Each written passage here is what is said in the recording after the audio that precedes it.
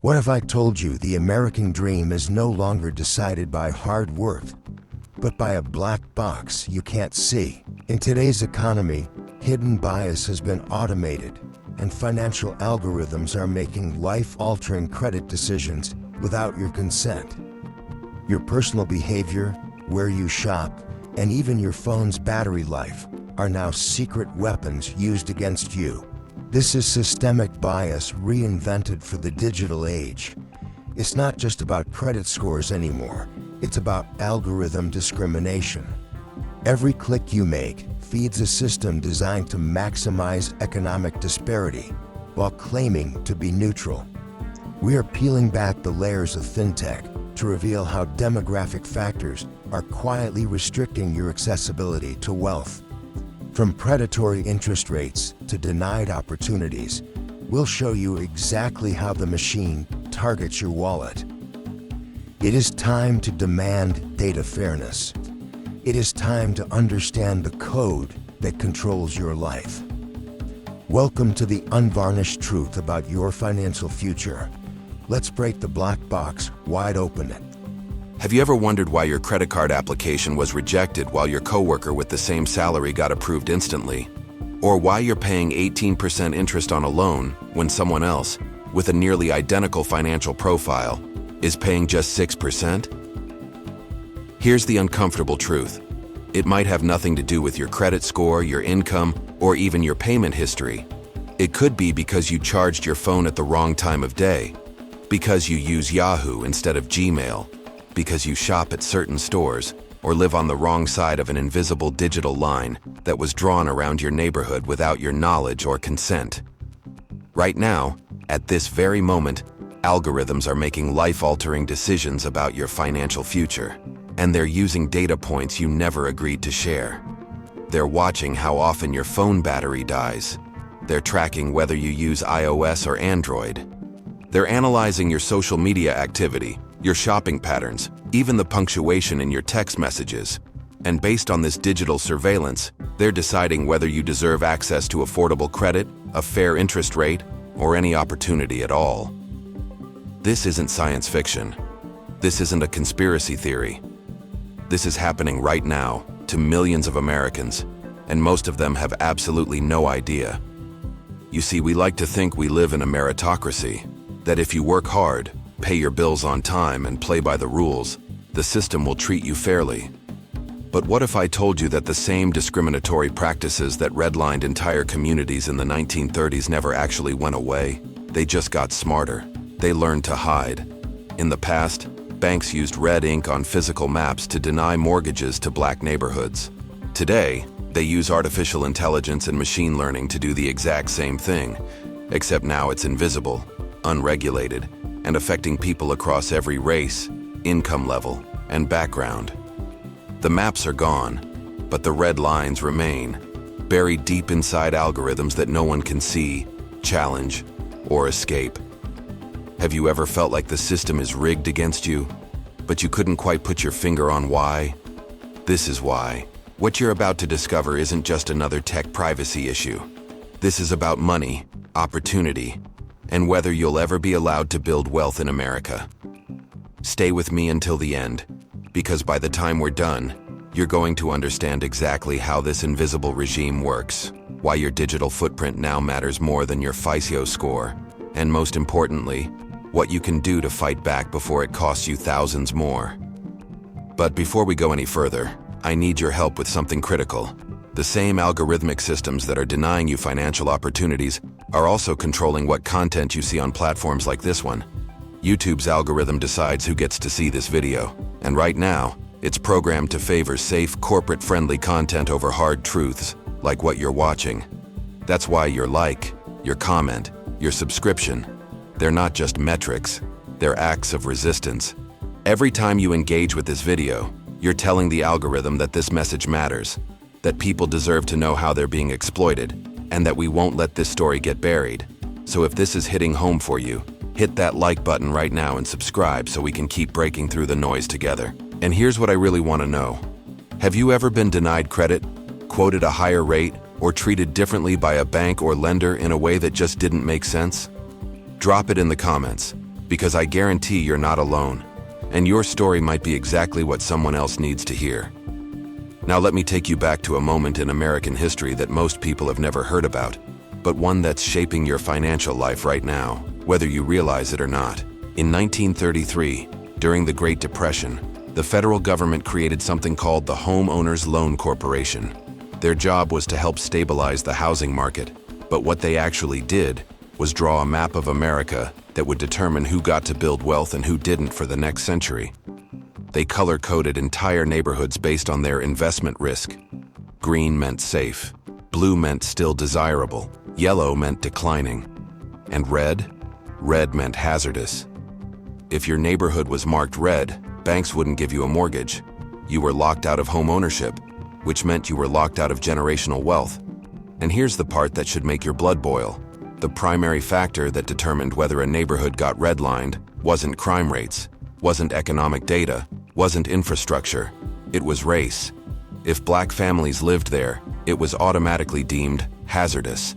Entire communities were systematically denied the single most powerful wealth-building tool in American history. That's not speculation. That's documented federal policy. The effects are still visible today. Just look at the wealth gap between white and black families in America. That gap didn't happen by accident. It was engineered by red ink on a government map. Fast forward to 1968. The Fair Housing Act is passed. Discrimination in lending becomes illegal. We collectively pat ourselves on the back and say, we fixed it. Except we didn't. We just made it invisible. Because here's the paradigm shift that changes everything. In the 21st century, banks didn't get rid of their bias. They outsourced it to machines. They stopped hiring loan officers who might get caught saying something racist. And they started hiring data scientists to build algorithms that would never say anything at all. They fed these artificial intelligence systems decades of historical lending data that was already poisoned by segregation, already shaped by redlining, already designed to exclude. And what do you think happened? The AI didn't correct the bias. It learned it. It perfected it. It scaled it. Now imagine you're a machine learning model. You don't see race. You're not allowed to. That would be illegal. But you do see zip codes. You see shopping patterns. You see what kind of phone someone uses, what apps they download, what time of day they're most active online. You see whether they use an iPhone or a budget Android, whether they shop at Whole Foods or Dollar General, whether they pay bills online or in person. And because all of that data is correlated with the same neighborhoods that were redlined in 1933, the algorithm reproduces the exact same outcomes without ever explicitly mentioning race. It's the perfect crime. Discrimination with plausible deniability. The banks can say, it's just math, it's objective, it's fair. But the results? The results look exactly like 1933, except now it's wrapped in the language of innovation and optimization. This is the invisible truth behind digital redlining.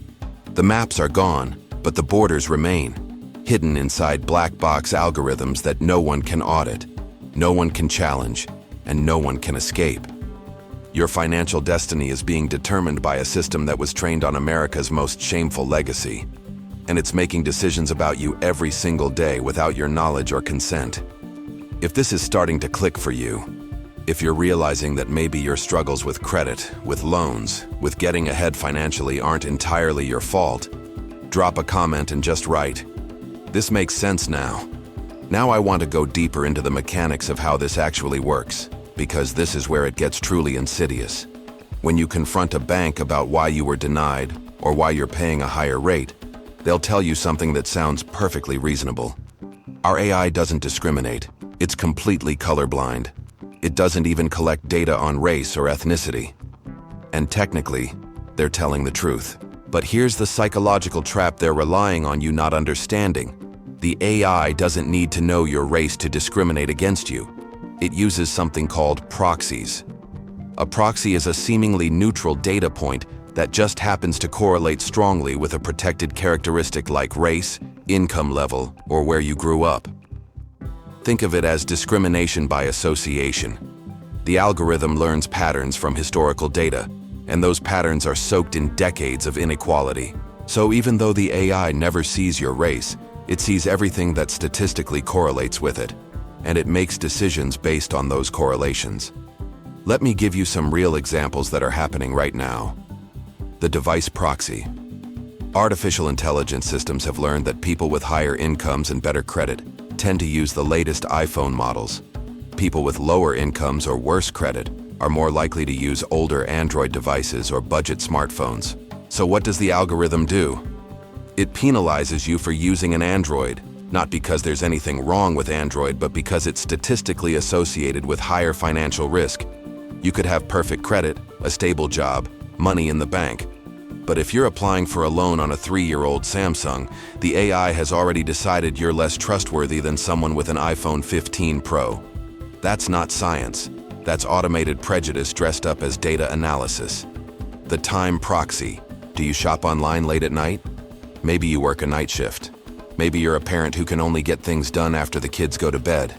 Maybe you just prefer shopping when stores aren't crowded. Doesn't matter. The algorithm sees late-night online activity and flags it as erratic behavior or a sign of financial stress, because statistically, people in financial distress tend to have irregular schedules. So now your work schedule or your personal habits are being used to determine whether you're creditworthy. You didn't do anything wrong. You didn't miss a payment. You just lived your life at the wrong time of day. And then there's the geography proxy, which is the most direct descendant of old-school redlining. Your zip code is one of the most powerful predictors the algorithm uses. If you live in a neighborhood that was historically redlined, or in what's now called a banking desert, an area with few physical bank branches and limited access to traditional financial services, the AI automatically categorizes you as high risk. Not because of anything you did, not because of your personal financial behavior, but because of where you live. Because your neighbors are statistically more likely to default on loans. Because decades ago, the government drew a red line around your community and said it wasn't worth investing in. And now the algorithm has learned to draw that same line without ever being explicitly told to. This is the brilliance and the horror of the system. It's a black box. You apply for credit. You get denied. You ask why. And the bank shrugs and says, "The computer decided. It's proprietary. We can't explain it." They've outsourced accountability to an algorithm that no one can question, no one can audit, and no one can challenge. You have no right to know what data points were used against you. You have no ability to correct false assumptions. You're just trapped in a digital cage built from correlations you never agreed to and patterns you can't see. If you're realizing right now that you've been judged by proxies your whole life without knowing it, drop a comment and write, "I see it now." Now let me show you what this actually costs in real dollars, because we're not just talking about abstract concepts or hypothetical scenarios. This is money being extracted from your pocket right now. When an algorithm decides you're high risk based on proxies instead of your actual financial behavior, you don't just get rejected, you get taxed. It's an invisible tax that follows you through every major financial decision you'll ever make, and most people never even realize they're paying it. Researchers at UC Berkeley analyzed millions of lending transactions and found something devastating. Algorithmic lending systems routinely charge Black and Latino borrowers higher interest rates than white borrowers with identical credit scores, identical income levels, identical debt-to-income ratios, everything the same on paper. The algorithm looks at the proxies we just talked about and decides these borrowers are riskier, even when the objective financial data says otherwise. We're talking about differences of 5 to 8 basis points on mortgage rates. That might sound negligible, like a rounding error, but let me put that in perspective for you. On a $300,000 mortgage over 30 years, just a 0.5% difference in your interest rate means you're paying an extra $30,000. That's not a fine. That's not a fee you agreed to. That's wealth being systematically extracted from you, because an algorithm decided your zip code or your phone or your shopping habits made you unworthy of the same deal your neighbor got. And this isn't affecting a handful of people. Across the entire United States, these algorithmic disparities are costing minority communities approximately $450 million per year in extra interest payments alone. That's nearly $500 million annually being funneled out of the communities that can least afford it, all in the name of risk management and statistical accuracy. But here's where it gets even more sinister. This isn't just a one-time hit. It's a feedback loop designed to keep you trapped. You get charged a higher interest rate, which means more of your income goes to interest payments instead of savings or investments.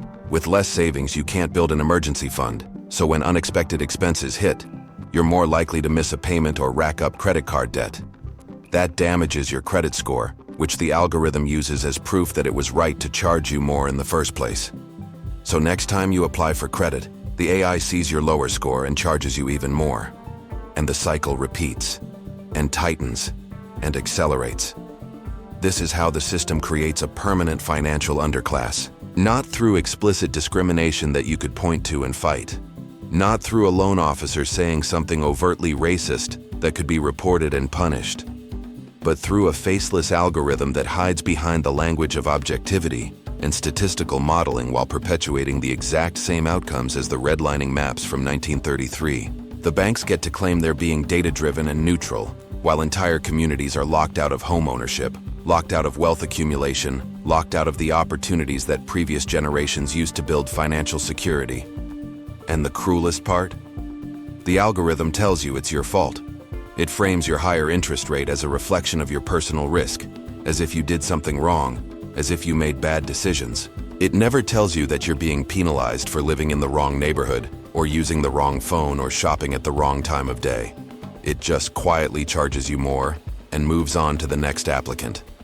If this is making you angry, if you're starting to see how much this system has already cost you, write in the comments, "This is my story too." Now here's where the whole picture comes into focus, and this is the part that should make you furious.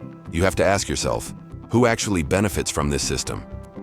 Because it's not about accuracy, it's not about managing risk, it's about profit maximization disguised as data science. Follow the money, and you'll see exactly what's happening. Banks and fintech companies don't use these algorithms to be fair.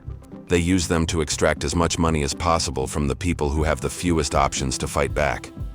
There's a term for this in economics: price discrimination. It's when a company charges different prices to different customers for the exact same product, based on how much they think each customer can afford or how desperate they think that customer is. Airlines do this with plane tickets. Hotels do this with room rates. And now, thanks to AI, financial institutions are doing this with interest rates and credit access on a scale we've never seen before. Here's how it works in practice. The algorithm doesn't just evaluate your risk. It evaluates your alternatives. It knows whether you live in a neighborhood with multiple bank branches where you could walk in and compare offers, or whether you live in a banking desert where the nearest physical branch is miles away and you're stuck applying online. It knows whether you have the financial literacy to shop around for better rates, or whether you're likely to accept the first offer you get because you need the money now. It knows whether you're part of a community that historically has been excluded from traditional banking, which means you probably don't have a relationship with a loan officer who might advocate for you. And when the algorithm determines that you don't have options, that you can't easily go somewhere else, that you're desperate or isolated or uninformed, it charges you more. Not because you're riskier, but because it can. This is extraction economics. It's predatory pricing hidden behind the language of machine learning and statistical modeling. And the truly diabolical part is that the system is designed to be unexplainable.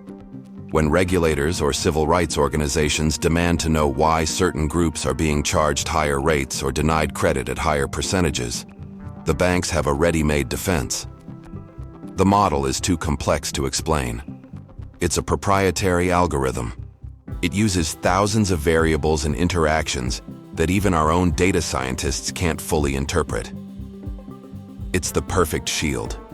They get to claim they're using cutting-edge technology to make objective decisions, while simultaneously claiming the technology is too sophisticated for anyone to understand or audit. This isn't a bug in the system. This is the system working exactly as intended. Financial institutions have figured out that if they hide discrimination inside a black box and call it artificial intelligence, they can charge vulnerable communities more money, deny them access to wealth-building opportunities, and face virtually no legal consequences because no one can prove intent. They've automated inequality and made it invisible. And every time someone tries to challenge it, they just point to the algorithm and say, "We're just following what the data tells us." Meanwhile, the executives approving these systems, the shareholders profiting from them, the data scientists building them. They're all insulated from accountability because the machine made the decision, not them. The wealth isn't disappearing into thin air. It's being systematically transferred from the people who need it most to the institutions that already have more money than they know what to do with. And they're doing it with your data, your behavior, your digital footprint, things you never agreed to hand over, being used against you in ways you never consented to. If you're starting to understand who's really pulling the strings here, drop a comment. I know who profits. Now let me be clear about something. I'm not here to sell you false hope or pretend there's some magic button you can press to opt out of this system overnight. You can't. The infrastructure is too entrenched, the incentives too powerful, the algorithms too embedded in every financial transaction you'll ever make. But that doesn't mean you're powerless.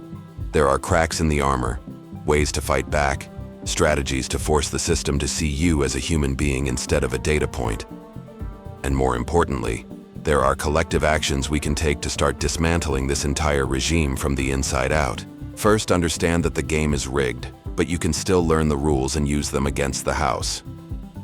One of the biggest weapons the algorithm uses against you is a thin credit file, meaning you don't have enough traditional credit history for the system to evaluate you fairly. So it defaults to proxies. It looks at your zip code, your device, your behavior patterns, and makes assumptions. But there are tools now that let you add alternative data to your credit profile. Services like Experian Boost or Ultra FICO allow you to report your rent payments, utility bills, even your banking history as proof of financial responsibility.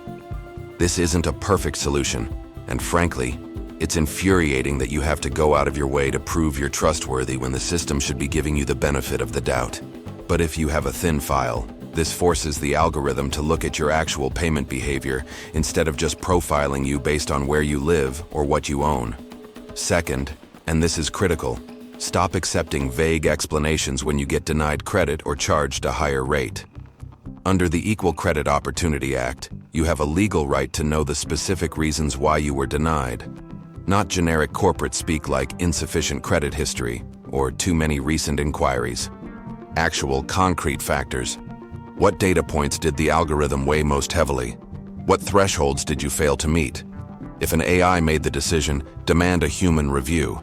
Make them justify it. Make them explain it in language a person can understand. Most people don't do this because they assume the decision is final, but it's not. Forcing institutions to provide transparency creates a paper trail, and paper trails create accountability. Even if your individual case doesn't get overturned, you're contributing to a larger pattern that regulators and advocacy groups can use to challenge systemic bias. And here's where it gets bigger than any one person's financial situation. We need to start demanding what activists are calling algorithmic greenlining, the exact opposite of redlining. Instead of programming AIs to maximize profit at any cost, we need to require them to actively optimize for equity. That means building fairness constraints directly into the code. That means regular audits by independent third parties who can test these systems for discriminatory outcomes. That means holding executives and data scientists legally accountable when their algorithms produce racially disparate impacts, even if those impacts weren't explicitly programmed. This isn't some utopian fantasy.